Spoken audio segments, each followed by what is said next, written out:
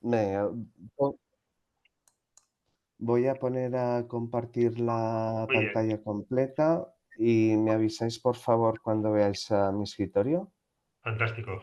Muy bien. ¿Veis mi Buenos días. escritorio? Sí, No, no, no, no ahora lo tienes en modo presentación, sí, sí. ahora Ah, esta presentación.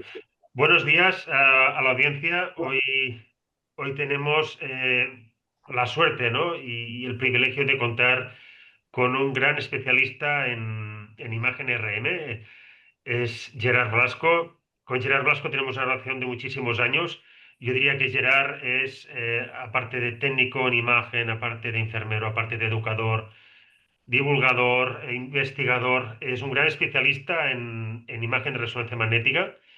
La presentación que yo ya he ojeado es una presentación que obedece a casi 2 décadas de trabajo y creo que hoy vamos a disfrutar. El contenido es denso, pero Gerard será capaz de darnos los conceptos principales. Al final de todo, recogeremos las cuestiones que surjan a través del chat, haremos un compendio y nada, Gerard, sin más preámbulos, cuando quieras. muchas gracias, Josep. Un placer y un honor poder participar y colaborar en estas sesiones. Y iremos al grano, que como bien dice Josep, hay mucho contenido. Sí que es verdad que todo el contenido que hay detrás de esta presentación es denso. En ningún caso me considero ningún experto de ninguno de estas áreas, pero sí que es verdad que en esta sesión vamos a hablar de un tema que es a veces como decir el te quiero, ¿no? Que es muy subjetivo cuando hablamos de cuantificación de la imagen y a qué nos referimos. Y es de lo que vamos a hablar de hoy. Para empezar, quiero destacar primero que no hay ningún conflicto de interés, es una sesión eminentemente educativa. Y también hay que mencionar que todo el contenido ha estado realizado mediante inteligencia natural. No se lleva mucho actualmente, pero es así como ha sido realizado. El objetivo de esta sesión básicamente va a ser, una, destacar los aspectos más relevantes de la cuantificación en la imagen. Vamos a repasar algunos conceptos básicos, otros quizá no son tantos, pero van a ser eminentemente conceptos básicos, y vamos a compartir especialmente una clasificación para que cuando hablemos de cuantificación de la imagen poder clasificar qué tipo de cuantificación estamos haciendo. Todos sabemos que la imagen de resonancia magnética tiene una cierta complejidad. Cuando empezamos a estudiar resonancia nos enseñan 3 potenciaciones, ¿no? Luego vemos que aparece una más dentro del T1, DP, T2, T2 estrella, que luego tiene propiedades distintas. Luego podemos aprender que hay otro tipo de potenciaciones que no tienen nada que ver con las anteriores, que son distintas. Luego podemos añadir también adquisiciones o pulsos de inversión-recuperación, que nos varían totalmente el contraste que podamos llegar a ver. Y luego siempre podemos hablar de potenciaciones de T2, R2, R2 estrella, incluso de R2'. Por lo tanto, tenemos un montón de potenciaciones. Si todas estas potenciaciones sabemos que la podemos dividir en secuencias eco de radiofrecuencia, que obtienen el eco por radiofrecuencia, o que obtienen el eco por gradiente, con todas sus derivadas y que todos tienen unas distintas propiedades en frente de los tejidos, esto nos lo complica un poco más. Si además, como comentábamos al inicio de la sesión, tenemos múltiples parámetros que pueden ir variando no solo de fabricante a fabricante, sino dentro de un mismo equipo, un mismo tipo de fabricante, esto nos lo complica un poco más. Si luego vemos que no tenemos un tipo de imagen, tenemos muchos tipos de imagen que pueden ser distintas y si vemos estas dos, aunque no parezcan lo mismo, nos están dando exactamente la misma información de distinto modo. Esto de aquí, por ejemplo, cuando hablamos de la imagen de fase, estas tres son imágenes de fase que poco tienen que ver una con la otra. Por lo tanto, los tipos de imagen a veces también nos generan confusión. Si además le añadamos la propia complejidad de las propiedades tisulares, ya pueden ser de difusión, de todo lo que es parte hemodinámica, perfusión, permeabilidad, cuando añadimos además otros conceptos un poco más complejos que pueden ser susceptibilidad magnética, el desplazamiento químico, transferencia, esto tenemos luego todo un conjunto de ítems que lo que nos permiten es sacar múltiples parámetros cuantificables, ¿no? Lo que también a veces se confunde o se dice, mira, vamos a sacar biomarcadores, ¿no? Esto nos da toda una serie de imágenes que luego, al fin y al cabo, tenemos que poder digerir y clasificar de un modo. Por eso, lo que empezamos a hacer es a pensar, cuando queremos clasificar este tipo de imagen, en qué es lo que estamos analizando. Y creo que el punto de partida es pensar en el voxel. Dada una determinada imagen donde tenemos una matriz, nos dará un tamaño de píxel, como al fin y al cabo tenemos un grosor, tenemos una profundidad, que esto nos da el voxel, y como norma general tenemos un conjunto de datos, lo que viene a ser un conjunto de voxeles. Dicho esto, ¿qué propiedades tiene el voxel que sean relevantes e importantes? Una es el tamaño, otra es la intensidad de señal, la intensidad en la que se muestra estos píxeles. La pregunta vendría a ser entre tener buen detalle, buena resolución o poder tener una buena intensidad de señal. Cuando hablamos de cuantificación, lo que es realmente importante es poder tener una buena intensidad de señal y unos buenos parámetros. Invito a hacer cuantificación con un conjunto de voxels donde todo tenga el mismo valor y veréis que esto no es posible. Pues vamos a hablar un poco de esta intensidad de señal. En TAC lo hacen muy bien. Tienen unos valores que siempre son fijos, el agua está en 0 y en función de los valores numéricos, cuando ponemos cualquier rollo, lo que se muestra aquí en la imagen, representa unos valores completamente cuantitativos, incluso se puede atribuir determinados tejidos a una determinada unidades Hanfield. En RESO lo complicamos un poco más. De entrada, las unidades pueden ir de 0 a más de 1000, que son unidades arbitrarias, que son las unidades con las que se miden en resonancia. Si la imagen es real, puede ir de más de menos 1000 a mayor de más de 1000, donde el aire puede ser cualquier otro valor que esté por el medio, que no tiene por qué ser 0. Si además le sumamos que estos valores van a depender, incluso en el mismo sujeto, de múltiples factores, como puede ser la potenciación, parámetros, bobina, campo magnético, los parámetros de contraste, cualquier cosa, esto lo que hace es que no sea un valor realmente reproducible ni medible. Fijaros que cuando hacemos cualquier región de interés y vemos los valores, como norma general en resonancia nunca nos aparecen unidades. ¿Por qué? Porque son unidades arbitrarias. Luego, a partir de aquí, uno se podría preguntar, ¿y qué podemos estar haciendo? ¿Qué podemos medir de una serie simple de resonancia? Pues vamos a empezar que del voxel vamos a poder medir unidades arbitrarias y vamos a poder medir, pues de entrada de series simples, volumetrías. Esto, por ejemplo, evidentemente en la sesión de hoy vamos a ver muchos ejemplos de neuro, que es de donde venimos, pero en cualquier caso es extrapolable a todas las áreas, a todas las anatomías. Cuando nosotros tenemos series más o menos que podríamos considerar morfológicas, pues todo lo que vamos a poder hacer es todo lo que son temas de segmentación de determinados tejidos porque responden a determinadas unidades arbitrarias y por umbrales se pueden separar. Luego también hay sistemas más de parcelación. Esto, igual que se aplica en neuro, se puede aplicar en todas las anatomías, ya sea distribución de grasa, volúmenes intraabdominales, segmentación de próstata para los volúmenes, y dentro de este grupo también incluyo todo lo que sea volumetría de carga lesional, volumetrías del número de lesiones o todo lo que sería atribuible a carga lesional. Y aquí ya vemos que podemos obtener información cuantitativa a partir de datos volumétricos.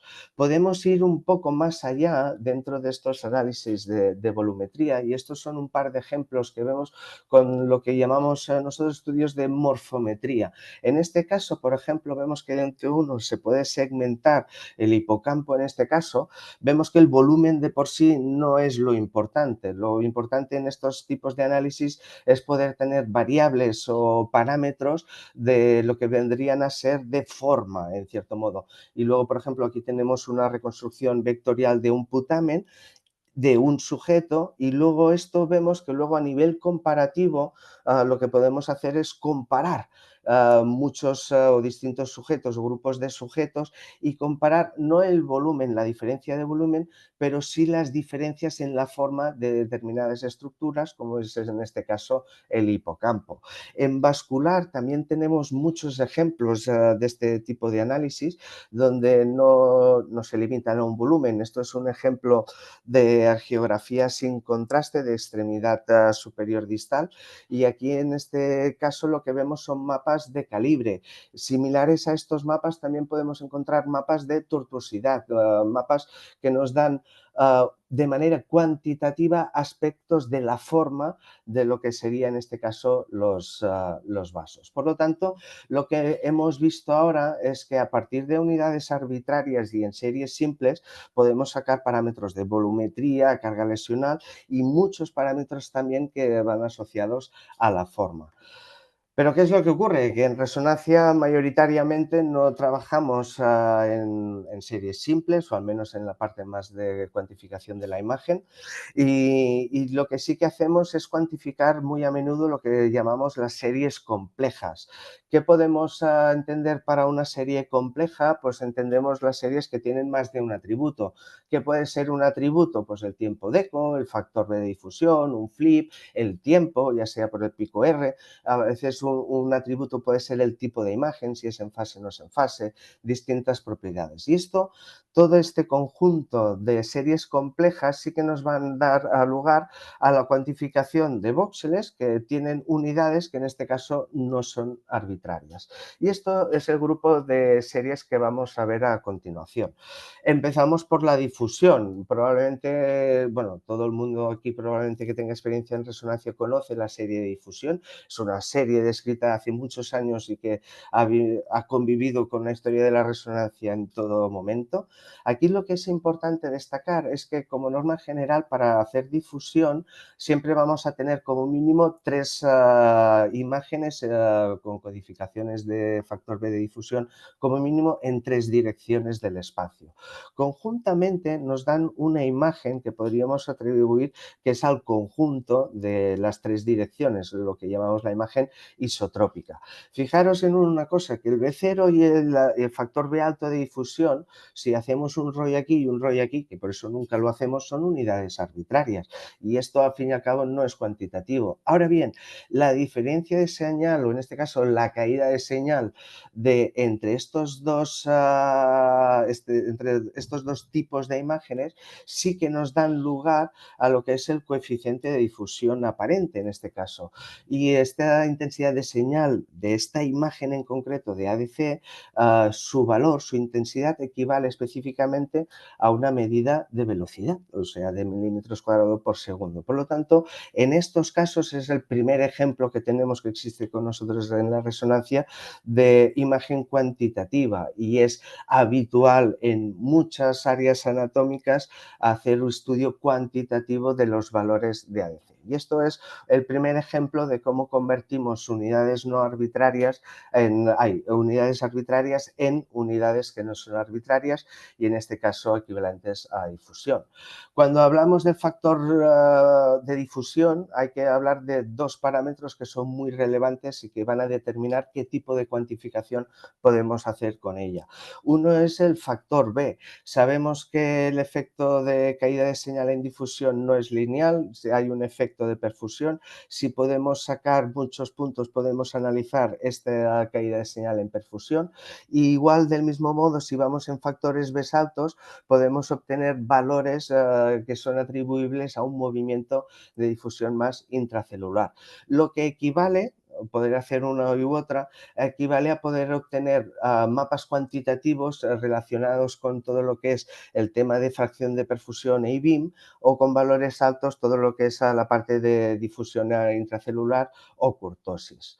El otro parámetro relevante en difusión es el número de direcciones. En función del número de direcciones podremos hacer más o menos cosas. Por ejemplo, una difusión convencional tiene 3 direcciones. Si queremos hacer tensor de difusión o cualquier técnica derivada del DTI, del tensor, vamos a tener que aplicar 6 direcciones como mínimo o más. A partir de estas 6 imágenes o direcciones que podamos obtener, hay todo un proceso que llaman de diagonalización del tensor, donde se obtienen unos lambda y unos eigenvalues, dicho de modo, unos valores de información vectorial al fin y al cabo, para cada uno de estos voxeles que nos dan información al fin y al cabo de la difusividad y del grado de anisotropía en un determinado voxel. Con esto, ¿qué es lo que tenemos? Que si en difusión convencional teníamos el B0, el B1000 y el ABC, pues podemos sacar el mapa de anisotropía fraccional, que es probablemente el que más conocemos, pero también podemos aplicar muchas otras fórmulas distintas que luego también van a poder parametrizar cualquier aspecto de estos del tensor de difusión. Y hablando del número de direcciones, es importante que luego también no solo lo podemos representar en forma de imagen, sino luego también se puede representar en forma de tractografía. Los mapas de FA clásicamente están codificados de modo que se puede atribuir por colores la direccionalidad, azul arriba, rojo izquierda derecha, el verde va hacia adelante, y esto lo que nos da es tener una información que luego al fin y al cabo lo que se hace es a cada voxel le dibujamos una serie de polígonos y estos polígonos representan la forma que hemos obtenido en el valor de FA. Luego esto tenemos todo un conjunto de voxeles en la imagen que a partir de un punto podemos ir trazando una serie de fibras y luego podemos establecer criterios de parada.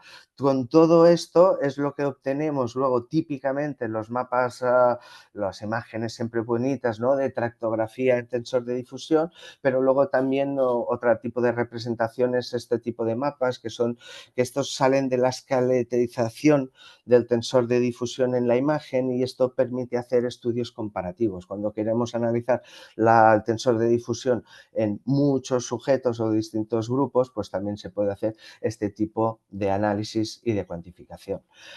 El paso más avanzado es cuando vamos al multishell, a lo que son las... para hacer multishell, básicamente lo que intenta el multishell es responder a preguntas más complejas, sobre todo en el cruce de fibras y demás, para hacer adquisiciones multishell. La adquisición multishell nos va a permitir hacer reconstrucciones mucho más elaboradas. Esto es tipo de perfil NODI, hay también, hablo de memoria, el CUBOL, hay distintos tipos de análisis que nos permiten responder de manera más precisa a la pregunta de cómo se cruzan las fibras y otros tipos de información relevante al respecto, y en estos casos siempre vamos a tener que combinar obligatoriamente factores B relativamente, los clásicos de 1000 y altos, y también añadir lo que es el número de direcciones, lo que sería obtener una alta resolución direccional. Con todo ello, son muchos factores B, muchas direcciones en cada uno de los factores B, podemos obtener mapas, luego información tipo compleja, tipo NODI, tipo Shell, que también es otro tipo de cuantificación de la difusión. Pasamos de la difusión, que es una de las técnicas o de los métodos que podemos cuantificar unidades no arbitrarias, a la relaxometría. Cuando hablamos de relaxometría, básicamente estamos hablando de cuantificar valores de T1, de T2, T2 estrella. Lo que es el valor de T1 básicamente es el tiempo que tarda en recuperar el 63% de magnetización longitudinal un determinado tejido bajo un campo magnético. Y esto hay dos maneras de hacerlo. O bien cambiamos el valor del flip en la misma serie y calculamos el mapa de T1, o bien lo hacemos como se hace en cardio típicamente, que es con tiempos de inversión, que podemos calcular también el T1. Esto nos da valores en milisegundos, estos mapas.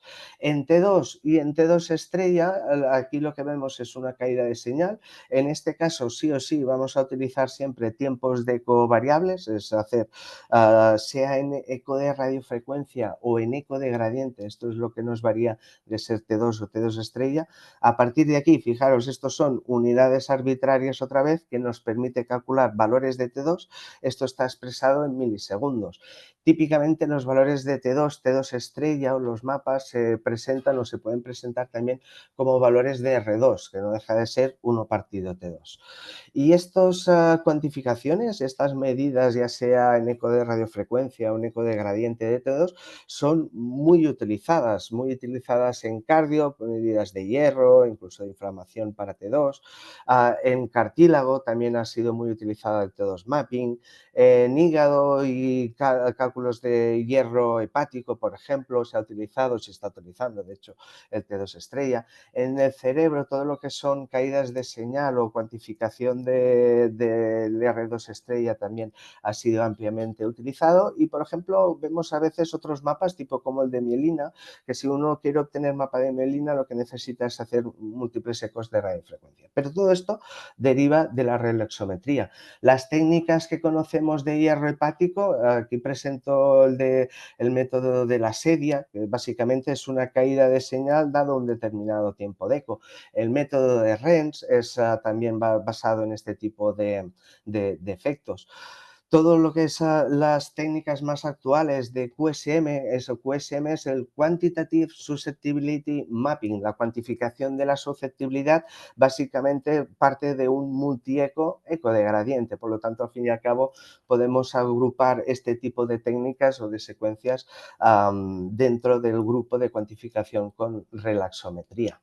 Y pasamos a otro fenómeno que es el agua, la grasa y el tiempo de eco. Esto hay quien lo conoce perfectamente. Si no, recordamos simplemente que nosotros, en función del tiempo de eco, sobre todo especialmente en adquisiciones más tipo T1 y densidad, lo que vemos es que cuando ponemos un tiempo de eco en fase opuesta, la señal del agua y de la grasa se restan, mientras que cuando están en fase se suman. Esto lo que implica es que si trazamos un ROI y vemos cómo cae la intensidad de señal en ambos, básicamente en función de la grasa va a haber un perfil distinto de caída de señal. Dicho esto, fijémonos que si nosotros tenemos agua menos grasa y agua más grasa, podemos sacar la señal de la grasa o de los lípidos o sacar la señal del agua. Esto, una vez ya lo tenemos, fijaros, esto es para poner el mapa en colores, pero esto no es cuantitativo, eso es intensidad de señal. Lo que sí es cuantitativo luego es los mapas que podemos obtener o la imagen que podemos obtener de fracción grasa en porcentaje, que muestran, por ejemplo, el porcentaje de grasa, en este caso en un paciente con esteatosis hepática. Y cuando hablamos de esto y vemos que solo hay una curva y hay una caída de señal, la pregunta sería, bueno, ¿pero esto es por la grasa o es por el efecto del tiempo de eco que cae en la señal? De aquí que se hayan ido con el tiempo desarrollando métodos avanzados de no utilizar para la cuantificación de la grasa 2 puntos, sino utilizar 3 o múltiples puntos, que básicamente lo que nos permiten es tener un mayor control de cuál ha sido la caída de señal atribuible a la grasa y, por lo tanto, dar un mapa de fracción grasa más precisa, pero a la vez también podemos obtener una caída de señal de T2. En este caso es eco de gradiente, por lo tanto podemos obtener mapas de T2 estrella. Por este mismo método, todas estas técnicas de multi-eco chemical shift, que es el nombre genérico, Dixon Quan, Ideal, este tipo de adquisiciones, simultáneamente permiten obtener grasa, pero también permiten cuantificar aspectos de susceptibilidad atribuibles al hierro, ¿vale?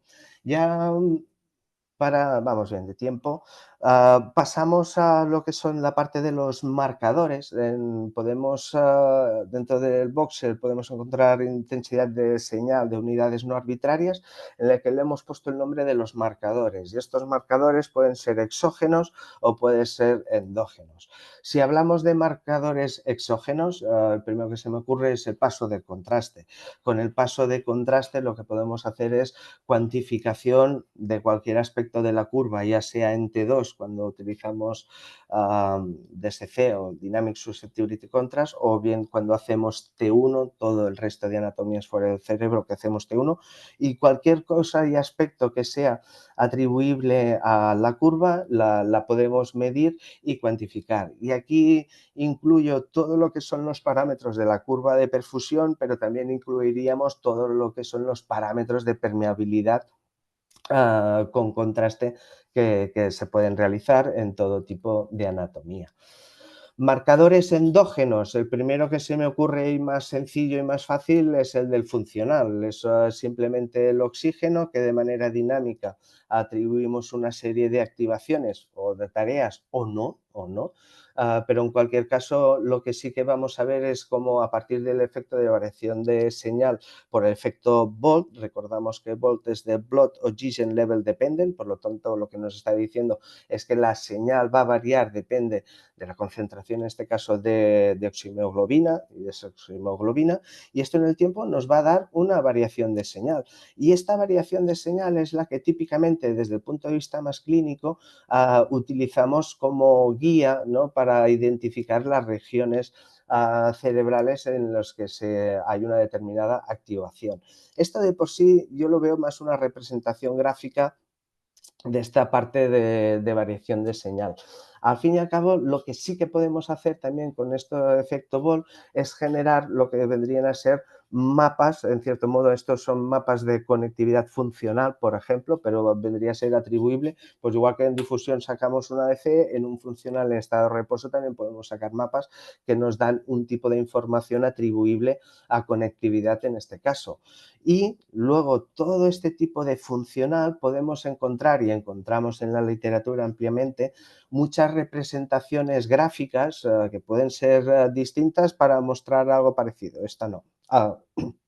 Pero en cualquier caso, lo que nos muestran es en un conjunto de datos o en un determinado paciente cuáles han sido las áreas críticas de activación en un estado de reposo, en un estado de tarea y demás. Por lo tanto, podemos hacer representaciones gráficas de los cambios de oxigenación en la sangre, obtener mapas relacionados y representaciones gráficas de todo ello. Otra medida, el arterial spin labeling, esto es un ejemplo de marcador endógeno. Aquí utilizamos la sangre y se marca la sangre para sacar mapas de flujo. Realmente, entre los valores absolutos relativos de la spin labeling, las técnicas iniciales no ofrecían esto. Las técnicas más actuales de arterial spin labeling sí que permiten una cuantificación propiamente dicho, de no solo una valoración cualitativa, sino también una cuantificación de los mapas. Por ejemplo, en este caso se pueden obtener mapas de flujo cerebral, también de tiempo de tránsito medio, entre otros.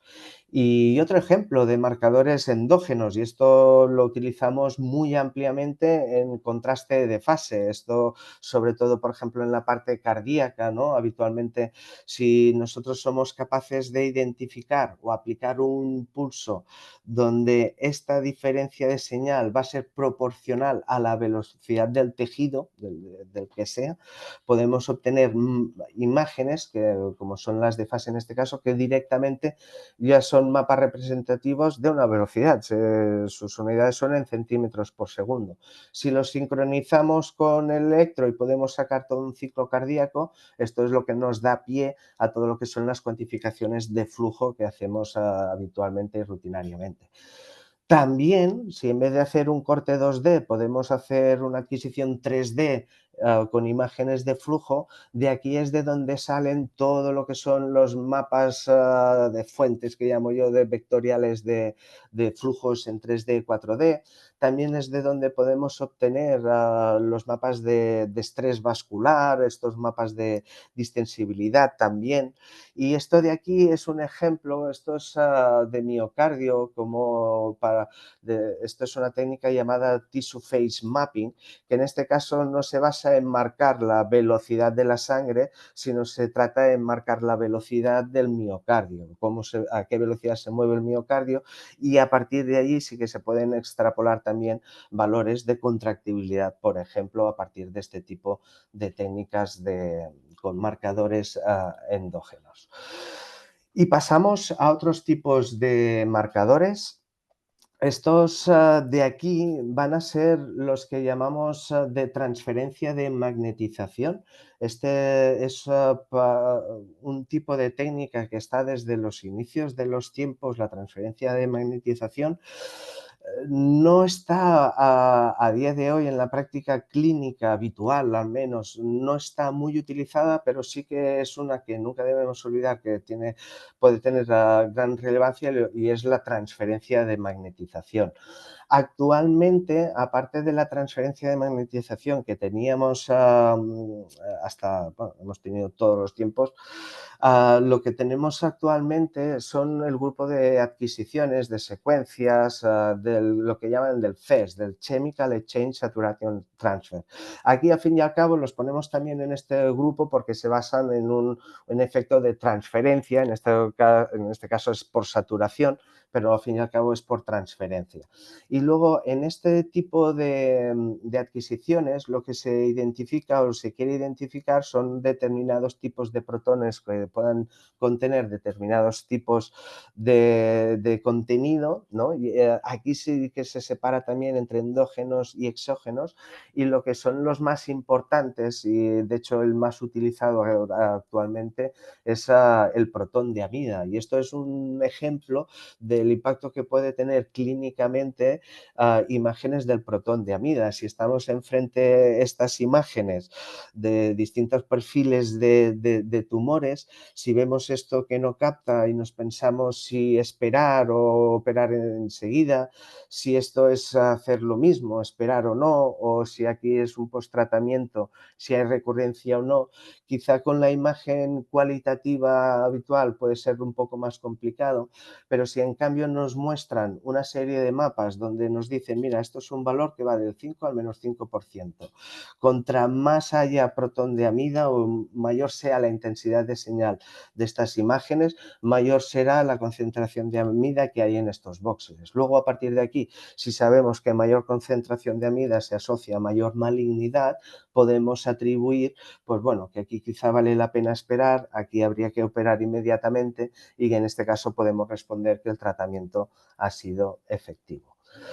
Y ya estamos acabando. Cuando decimos acabar, tenemos que añadir aquí lo que nos va a venir a todos muy en breve, que va a ser apasionante y lo vamos a disfrutar seguro muchísimo, y es pasar del núcleo de hidrógeno a otros núcleos. Pongo como ejemplo sobre todo lo que es la imagen del sodio 23, en este caso porque ya hay experiencias no solo en imagen, sino en cuantificación de la imagen y de lo que es la concentración de este sodio, y esto tanto por la parte cerebral como en la parte de músculo esquelético hay ya suficientes experiencias al respecto como para ser optimistas en esto, y aquí seguro que nos va a abrir otro gran grupo de técnicas de cuantificación, pero siempre dentro de este grupo. Y ya para acabar, el último aspecto. Hemos hablado de todo lo que son unidades arbitrarias que podemos obtener a partir de distintas adquisiciones, pero luego sí que es verdad que vemos que a unidades arbitrarias, las que hemos visto al principio de la sesión, cuando tenemos valores de volumetría y o morfometría, pero luego le añadimos el tiempo o lo que vendría a ser el sincronismo cardíaco para sacar el latido, luego a partir de allí vemos que la cuantificación se está utilizando pues cada día desde hace muchos años, y un ejemplo de esto es todo el estudio de función cardíaca. Esto al fin y al cabo no deja de ser volúmenes en el tiempo, y a partir de aquí podemos cuantificar toda una serie de parámetros asociados a la función cardíaca. Otro ejemplo es todo el tema de elasticidad vascular, con ejemplos aquí que vemos de distensibilidad. Todo lo que sean diámetros máximos y mínimos son parámetros que nos pueden ayudar a calcular cualquier o varios parámetros de distensibilidad. Y otro ejemplo, por ejemplo, que estos utilizan más la forma, son todos los métodos, que hay distintos métodos, pero básicamente todos se basan en un estudio de la deformación propiamente, para ver análisis de contractibilidad o de lo que llamamos de strain cardíaco. Ya pueden ser basados en una imagen cine o pueden ser como el MioStrain, basados en adquisiciones específicas, pero al fin y al cabo se basan en estudio de la forma, cómo ha variado en el tiempo y para poder cuantificar esta imagen. Y más o menos lo que es la sesión y lo que queríamos comentar, aquí está todo. Yo creo que vale la pena hacer las menciones de honor sin entrar en el detalle, y es todo lo que es la parte de imagen sintética, que ya la tenemos aquí. Hay ejemplos de cómo generamos imagen sintética clínicamente en el día a día, como es en la parte de difusión, pero luego también tenemos imagen sintética en la parte de relaxometría. Actualmente existen adquisiciones que simultáneamente pueden calcular T1, T2 y difusión para calcularlo, y luego marcadores como puede ser la perfusión. Ya hay experiencias preliminares, pero hay experiencias de cómo a partir de una perfusión con contraste podemos obtener distintos tipos de perfusión con contraste. Por lo tanto, la imagen sintética, que aquí derivan de estos tres marcadores, al fin y al cabo no nos generan una ADC, pero sí nos marcan las imágenes no arbitrarias que podemos obtener aquí. Y luego finalmente con el que podemos compartirlo luego, yo en este caso no tengo mucha experiencia en ello, pero sí que creo que vale la pena destacarla, y es todo lo que es la parte de la radiómica. La radiómica yo actualmente aún por desconocimiento quizá, pero la ubico más en los estudios que vienen relacionados, que parten con las unidades arbitrarias, de un modo más avanzado probablemente, y basado sobre todo en lo que es la parte de morfometría.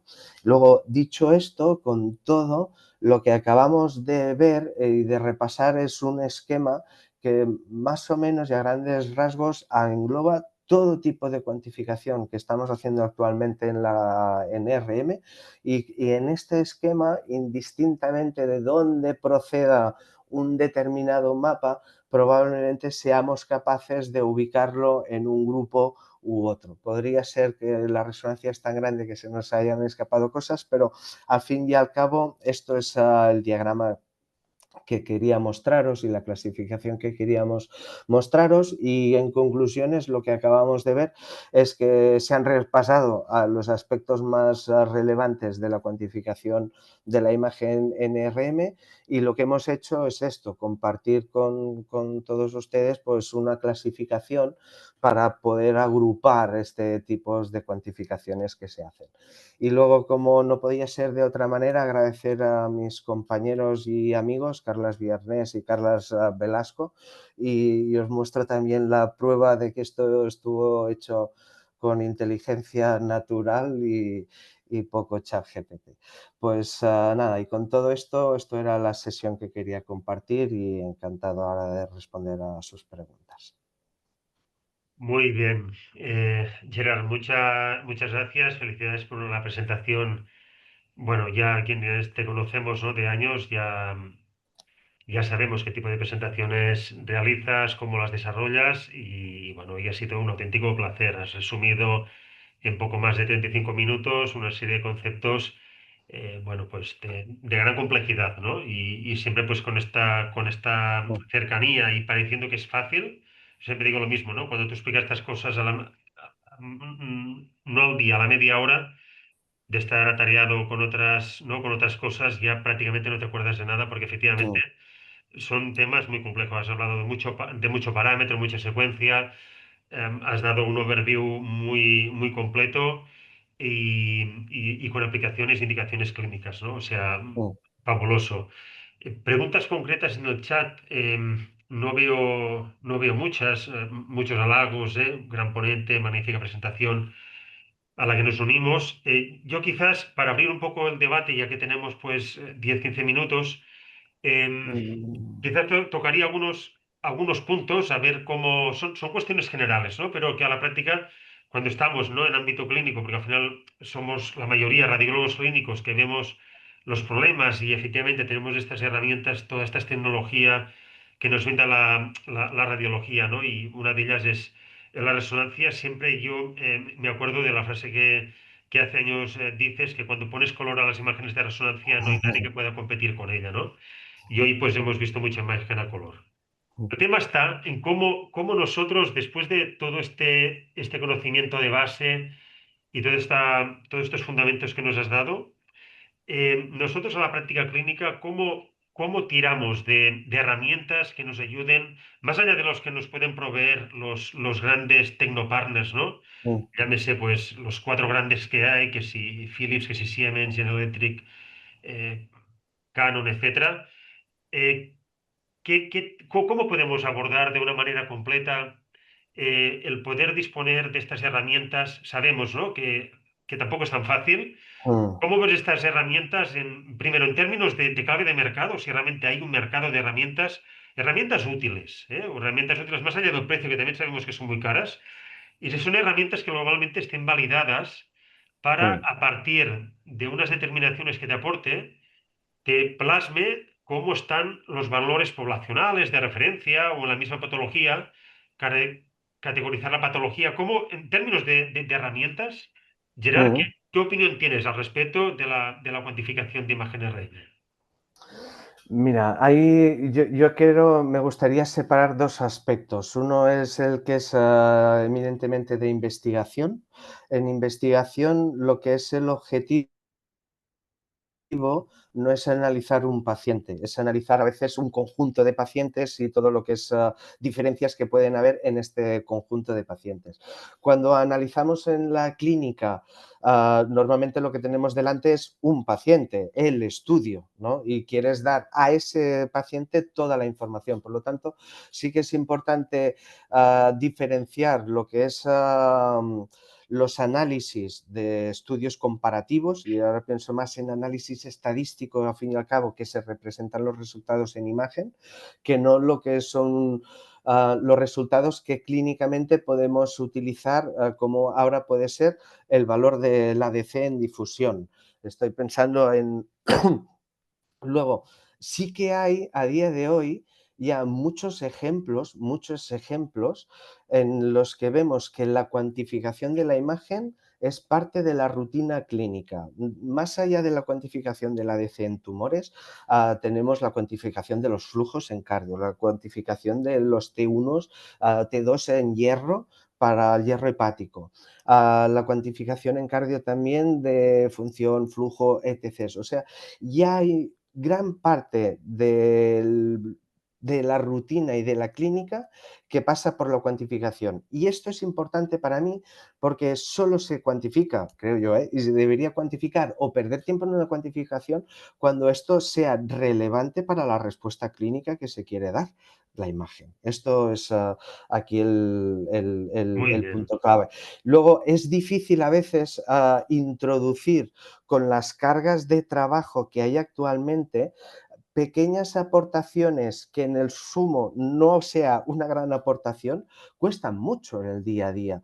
Y luego yo creo que a veces hay dos dificultades principales. Una, a veces asumir o entender toda la complejidad que puede haber en una imagen de T2 estrella, en una difusión, en un STIR, que por el tiempo de inversión, la grasa, la susceptibilidad, y ya asumir esta información que ya nos están dando las imágenes que tenemos actualmente, y a veces ya es muy complejo.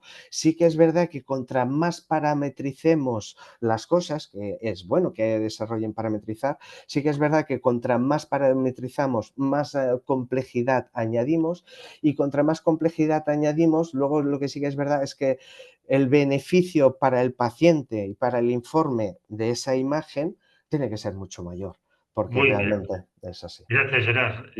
Almudena, como experta que tenemos hoy, quizás tendrá seguro algunas preguntas, ¿verdad, Almudena? Sí, buenos días.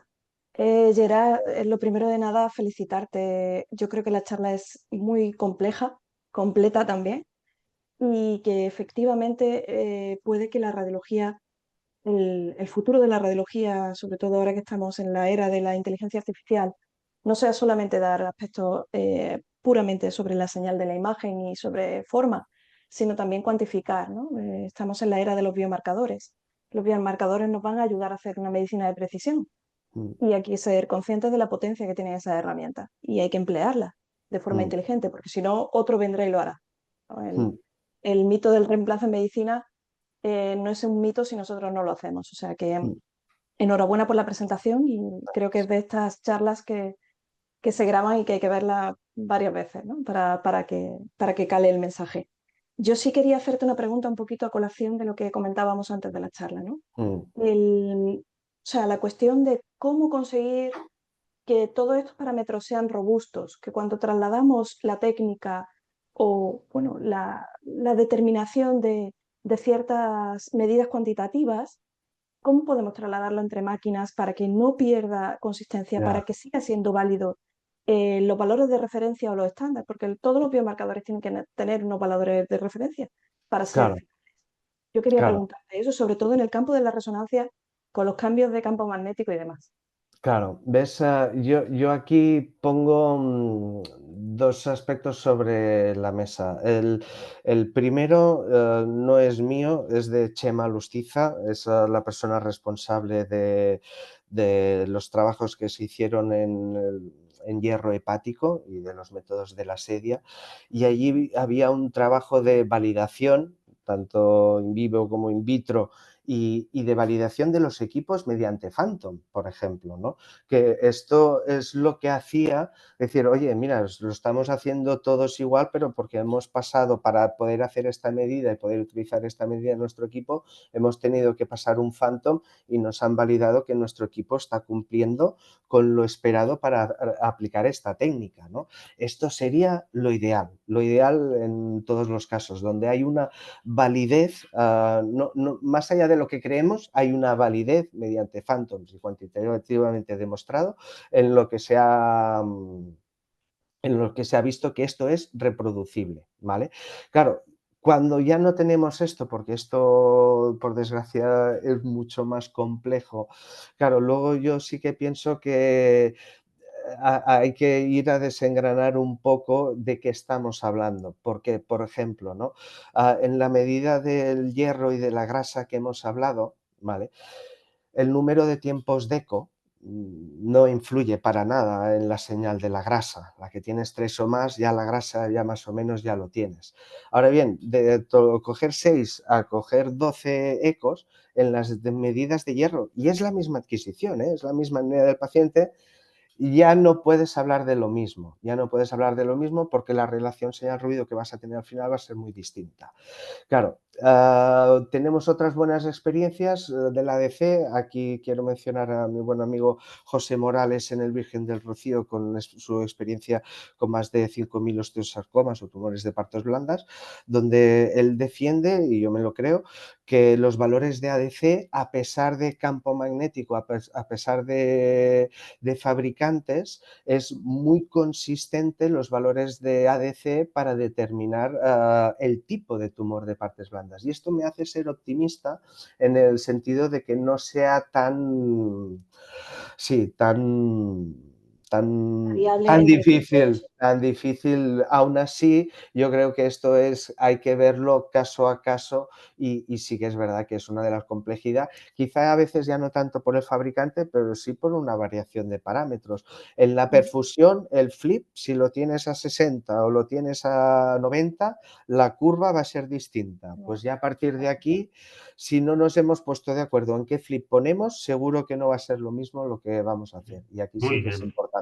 Tenemos, Gerard, una información de nuestro buen amigo Carlos Viernes. Dice, felicidades por este trabajo tan interesante, Gerard. Dice, en cuanto a la dificultad de todas estas técnicas, me gustaría saber cómo ves las descripciones que se hacen de las técnicas utilizadas en la mayoría de publicaciones científicas. Pregunta, ¿crees que sería necesario detallar más las diferentes técnicas y métodos utilizados? Ya, yo lo entiendo, yo lo entiendo. Si vas a una revista muy clínica, el material y métodos es el FiloView, la matriz y el TR. Y Es lo que guay. dominamos. Lo que dominamos, Y, lo que no sabemos. y el número de cortes ya, claro, luego si te dices, oye, yo es que quiero que me lo explique bien, te van a sacar la formulita que te van a enclastar en la mesa, claro. Luego a veces sí que es verdad que la dificultad en esto, claro, si estamos en una revista eminentemente clínica, el peso que hay a la técnica, pues tendrá el que tendrá. Luego hay revistas clínicas que le dan más peso y hay otras que menos. Luego también hay revistas más específicas donde el detalle del contexto físico, ¿no?, de la secuencia propiamente, claro, sí que están allí y luego a veces hay que leerlo. Yo de números no sé, la fórmula la paso por alto, no la tengo que entender. Luego tengo amigos que por suerte sí la entienden, ¿no? Pero sí que es verdad que en artículos más clínicos la descripción técnica suele ser muy pobre yo pienso ahora el Journal of Magnetic Resonance, el Magnetic Resonance in Medicine, son revistas que no exclusivamente ni mucho menos, que hay muchas más, pero sí que luego hay que saber identificar en qué tipo de revistas podemos encontrar artículos con una información más técnica y profunda del detalle del parámetro y demás de lo que se está haciendo por detrás. Muy bien, perfecto. Almudena, no sé si querías comentar algún tema más. Para Creo la que cuestión, sobre todo, que a mí particularmente me preocupa, sobre todo con el tema de la radiómica, ¿no? Que lo hablábamos con anterioridad, que en el momento que cambian la intensidad de la imagen, en el caso de la resonancia o incluso el suavizado y el tipo de reconstrucción, que es total, posible que sobre todo para en el momento que estamos estudiando características de segundo y tercer orden. sí. Pero bueno, hay que Si me trabajar permitís, solo en una reflexión armonización. de medio minuto. El tema de la radiómica, yo particularmente lo veo extremadamente complejo. Ya llevamos un tirón. O sea, siempre se me asoma el tema de la espectroscopía, ¿no? Espectroscopía, cuando arrancó también se le auguraba un futuro. Hoy Girard habla de técnicas de resonancia y ni la cita, ¿no? Por ejemplo, o sea, esto Bueno, ya un poco. perdón, no lo he citado porque hablaba de imagen y me ponía en un berenjenal, hablando del Seguro, espectro. seguro. Pero me refiero en cuanto al impacto que quizás hace 20 años se esperaba, pues quizás ha sido algo más atenuado, ¿no? Tema de la radiómica, ahí Almudena, y creo que estarás de acuerdo, hay un problema metodológico de base que es esencial. ¿Qué algoritmos utilizo para sacar los parámetros que quiero? Exacto, Tenemos los parámetros académicos que si no nos cuentan nada en material y métodos de las secuencias, no nos cuentan absolutamente nada de los algoritmos que han utilizado para extraer unas métricas que te plasman con un significado clínico. Y por otro lado, ¿qué hago al final en mi centro? Pues si tengo que comprar una herramienta, tampoco tienes 25 herramientas en mercado para comprar, porque las herramientas se tienen que validar y tienen que llevar el sello de la Comunidad Europea o bien la FDA. Y exacto. esto no es nada fácil. Y además son programas muy caros, que también si quieres reproducir tienes que tener el programa, por lo tanto pagar licencia. Es un tema costoso. Si encima nos dan 70, 80 parámetros, que no tenemos un vínculo anatomopatológico, histológico, de correlación, de significado clínico, todo esto es un efecto multiplicador que hace, bueno, yo creo que muy difícil que toda esta área de conocimiento realmente llegue a implementarse en práctica clínica para precisar mejor lo que hacemos. Pero bueno, quizás esto daría un debate mucho más extenso, ¿verdad? Pero el Sí, tema de la sobre la radiómica traslación. Es la traslación al y la paso traslación, clínico, es el exacto. gran Claro. problema. Es Sí, así, sí. armonizar las imágenes para que sean comparables todas ellas, en tu misma cohorte, etcétera. Hay mil problemas. No sé, Víctor, si como director quieres cerrar. Sí, gracias a Josep. No, para cerrar solo quería agradecerte tu participación como moderador y también a Modena por sus aportaciones interesantes y sobre todo añadirme las felicitaciones a Gerard, ¿no? Una Gracias. excelente revisión, muy complejo, como decíais, que lo ha hecho sencillo, que se entendía.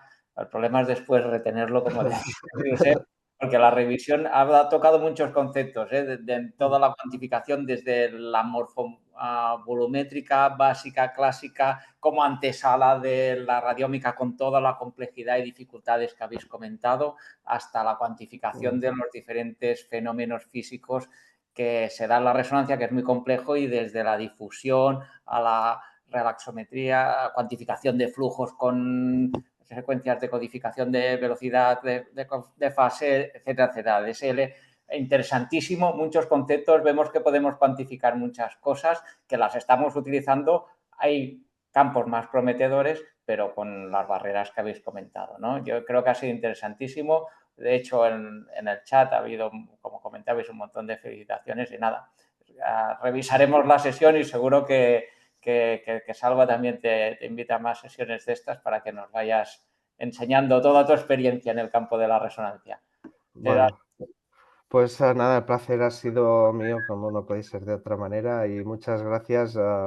La ilusión que me hace veros. Sí, sí. Muy bien, muchas gracias. Venga, Gracias, que vaya muy bien. Sesión y que paséis todos un buen día, que vaya bien. Hasta luego, chao. Buen día, gracias. adeu.